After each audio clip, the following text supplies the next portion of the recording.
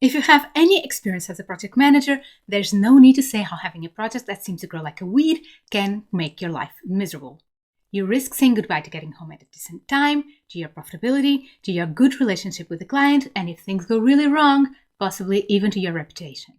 So, let's talk about how to put an end to the project scope creep and what to do to prevent it in the first place. The first thing to do to prevent scope creep consists of understanding why, when left unwatched, project scope always tends to increase.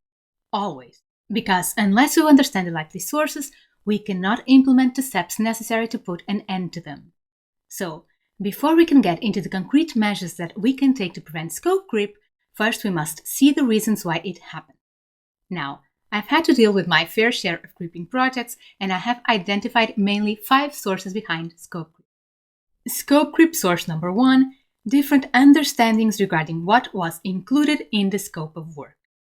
This one goes back to how the proposal was written. It lacked clarity, and the client's expectations weren't properly managed before the project was sold. In other words, what you sold and what the client bought were not the same thing. And the difference may be huge. Project scope creep source number 2: some clients forget what they agreed to. Sometimes you start off the project on the right foot. Everything you need from the client is received, all the decisions you need the client to make are made, and everything is going smoothly. You are in project heaven. And then the client is surprised with how the project is progressing because he never agreed to that course of work. Wait, what? Yes, you did. I'm not going to debate whether the client actually forgot or is acting in bad faith. Both can happen. However, I'm going to guess that doing your work twice wasn't included in the proposal. This isn't acceptable. Project scope creep source number 3: some clients are pushy. They just are, and this can happen for a multitude of reasons. One is that often clients will transfer to you the pressure that they're under. They are afraid that you will fail. Keep in mind that when clients invest in a project, they fear that it won't live up to their expectations. And your project may be a big deal for the client. And if there are several people involved on the client's side, your project going wrong will reflect poorly on who decided to hire you. Nobody wants to be the idiot who hired the incompetent provider. You doing your job poorly will in turn reflect poorly on them. So, they want to make sure that you do your job properly, and they turn into clientzilla in the process. On a different note, it's also quite common that clients don't fully understand the implications that their requests have. What they perceive to be a minor detail, just a minor tweak, can have major implications for the project. They don't get this, so they keep pushing for the minor tweak to be made. Why are you so difficult? And then, sometimes, there may even be an additional issue. Some people have absolutely no shame or regard for others. As in, none. Not at all. And sometimes one of those people will be your client. Like, a client once threw a binder at me. Don't worry, she missed. But still. But anyway, whether they realize that they're being pushy and cannot help it because they are too stressed, are completely oblivious to the implications of their requests, or they're raging psychopaths, pushy clients can turn your project into a creeping nightmare. Project scope creep source number 4: the client situation unexpectedly changed. Things change. Your client may be surprised by an event that changes the assumptions based on which you were building your work, and it no longer makes sense. Typical examples of this are caused by unexpected events such as new information available, competitor moves, new regulations, or even by client strategic decisions made after the project was purchased. And finally, project scope creep reason number 5: fear of losing the client. Because getting a foot in the door is hard enough, we don't want to risk losing a client and possibly receiving negative reviews or being recommended against to all their contacts. Therefore, to make sure we keep our clients happy, we want to over-deliver. We want our clients to think that they made the best possible decision when they bought the product from us. Unfortunately, that can turn us into pushovers if we aren't careful. The problem is that the line between being flexible and being a pushover is often too thin and hard to see from up close, especially when you fear the consequences of being perceived negatively. And that's it. Those are the broad reasons behind the scope creep situations that I've seen myself dragged into.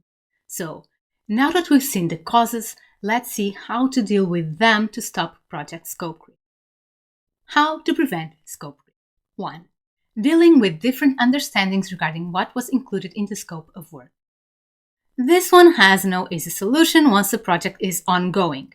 You cannot go back in time to align expectations before you make the sale. Keep in mind that this is a frustrating situation for both of you. You will need to compromise, especially if you expect this client to bring in regular projects in the future or to open doors to new business. You can negotiate and compromise, but besides that, you can do little more than kick yourself, vow to write clear proposals in the future, and try to show your client that what they expect to receive is not mentioned in the deliverables list. With some luck, you'll reach an understanding that will allow you to cut your losses and keep the client. And to avoid similar situations in the future, don't forget to include in the project proposal a list clearly describing both deliverables, that is, list exactly what the client will receive, and what is out of scope, but which might be wrongly assumed by the client to be part of the deliverable. For me, typical issues always revolved around project implementation and rollout, client training and training materials, access to confidential data from market research and client conversations, and work in areas that are closely related to the project subject, but that are not exactly the same. Your projects probably have typical gray areas too, so be sure to list them all. You need to look at the proposal from a client perspective and try to anticipate what additional work might be expected. Every gray area that you identify must be added to either the deliverables list or to the out-of-scope one. 2. Dealing with client forgetfulness regarding what was agreed. I must start by admitting that this one is a pet peeve of mine. I cannot stand it when people keep going back to the same issue over and over and over again. And if you really want to push all my buttons, tell me that you never said something that you did say to my face. I usually have the patience of a saint, but if I ever end up in court-mandated anger management classes, this will be the cause. So, how to deal with it? With minutes. With lots and lots of minutes. At some point, I just started writing down every single decision and every single agreement reached with clients, and sending my notes to them. I found this to be very helpful since, on one hand, it helps us all keep track of decisions and commitments, and on the other, it avoids future arguments. If you have watched the video on how to stop wasting time with unproductive meetings, you already know my approach to writing minutes after a formal meeting. I do believe it is important to follow this approach after key meetings, such as the project kick-off or partial results delivery. But I'm not suggesting that you should go through a formal meeting minutes right up after every single interaction with the client. That's not realistic. However, I do think there is still a need to write down every decision the client made. So, when appropriate, follow brief meetings and/or calls with an email containing a couple of bullet points summarizing decisions and next steps. I would do this after a straightforward touch-base meeting. It helps the client keep track of the project on their side too, so they will be thankful for this. If a call summary doesn't make sense, for example, you just picked up the phone to ask the client something, send them an email thanking them for their time and committing to implementing the decision that they made, which you will describe, of course.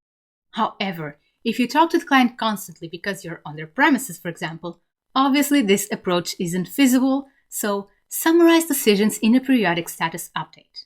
Periodicity will depend on the length of the project and the implications of the decisions made. A weekly update always worked well for me, but my projects were always several months long and I never talked to clients regarding big decisions on a daily basis. I just didn't. You need to assess what makes sense for your case. But let's move on to dealing with the third source of scope creep, dealing with pushy clients. If a client has never worked with you before, it's normal for them to be nervous, and that tends to make clients overzealous and pushy. So, you need to work to gain their trust. Show that you are in full control of the project. Show off your expertise. And be patient because it takes time to build trust. Additionally, To avoid issues and pointless arguments down the line, keep track of all the additional work that you do, since A. You may need to refuse to implement out-of-scope requests. In that case, you want to be able to show the client that you are flexible and willing to go the extra mile, but that you need to draw a line somewhere, and showing a list of concessions you did make makes this easier to explain. And B, the client that is super happy to see you being flexible now may later criticize you for the project delays. They just forget that they preferred you to be flexible when it was more convenient for them. So, if a client requests a major change, 1. Remind the client of the reason why that wasn't the initial approach. They must have had a reason to choose differently in the first place. Sometimes people just forget stuff. 2. Show them the implications. What parts will have to be discarded and redone, how timeline will be affected, which investments will not be recovered, etc. And 3. If the change has a significant impact on project costs, put your foot down and ask for the client to pay for it. This should be foreseen in the proposal too. Lastly, remember that some clients will never be happy. The more you give, the more they'll ask. It's tough, but you need to accept that some clients will not be happy. It isn't personal. No other competitor would succeed either. The issue is the client, not you. 4. Dealing with unexpected changes and situations. Sometimes unexpected events have a serious impact on your project. You may be working on designing new processes and the client company is sold. Happened to me. Or you may be working on a product launch and the company decides to kill the product or needs to significantly alter it. Also happened to me several times. Or a client's competitor makes a move that alters your project's assumptions, which happened to me quite frequently. If you're working in innovative industries, that happens all the time. The fact is that unexpected things happen all the time. So, while in some situations the outcome is clear, if the product is killed, there's no need for a project about launching it. In others, the client may expect you to adapt to the new circumstance. If the project is cancelled, you need to negotiate which part of the payment you will receive based on the work you already performed. However, if the situation changes but the project still makes sense, it will need to be adapted. Now, if we're talking about content updates, I would offer to make small adaptations for free to show flexibility and willingness to help. However, if changes are significant or constant, a line must be drawn somewhere. Tell the client you can no longer keep making updates free of charge since you didn't include the necessary hours in the proposal price. And follow the steps for pushy clients mentioned previously. Write everything down. And then, if the update entails significant changes to the entire workflows, then the project scope needs to be negotiated. Explain the implications for the project and offer a new solution considering the new problem or the new context and the project budget that is still available. Unless the client is willing to invest more, of course. Which leads us to our last source of scope creep to deal with. Dealing with the fear of losing the client. We want to please, but we must know when to say no. So, do show flexibility and willingness to cooperate, but keep in mind that overdoing it will jeopardize project delivery on time and on budget. It's hard not to be scared and tempted to give in when the client threatens to hire someone else the next time, I know, but remember that building trust is tough. And you are already working on it. If the client knows that they can rely on you at the end of the day, they may not want to swap you for the first alternative that comes by, regardless of what they say when you don't satisfy their every request. They may even be fully aware that others wouldn't agree to satisfying their requests either and are just bluffing. The regardless idiot type of client does this a lot. Remember that often some tension may develop during project execution that completely evaporates once the client sees their problems solved by the end result. And they will come back even if you didn't satisfy their every single request. Because what you did do turned out great, and the end result is amazing despite all the frictions that you had during the project and which at this point will be forgotten. And if they don't come back, well, at least you didn't lose money on this one. If the client doesn't understand that you must make a living now, they won't understand it going forward either.